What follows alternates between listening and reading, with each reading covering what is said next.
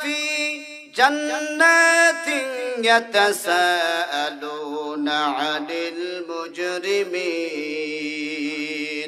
আল্লাহ পাক বলেন কিয়ামতের ময়দানে জান্নাতীরা আর জাহান্নামীরা, জান্নাতি এবং জাহান্নামীদের মধ্যে কথাবার্তা হবে। জান্নাতীরা সেদিন জাহান্নামীদেরকে ডেকে বলবে কোন অপরাধের কারণে, আনিল মুজরিমিন অপরাধী সম্পর্কে বলবে, মা সালাকাকুম ফি সাকার কোন অপরাধের কারণে আজকে তোমরা জাহান্নামে এসেছো, কোন অপরাধের কারণে তোমরা জাহান্নামে এসেছো। জাহান্নামীরা সেদিন বলবে ক্বালু লাম নাকু মিনাল মুসাল্লিন, আসলে আমরা তো মুসল্লিদের অন্তর্ভুক্ত ছিলাম না। এখন মুসল্লিদের অন্তর্ভুক্ত কারা? যারা শুক্রবারের দিনে নামাজ পড়ে এবং 2 ঈদে যারা নামাজ পড়ে তারা কি মুসল্লি?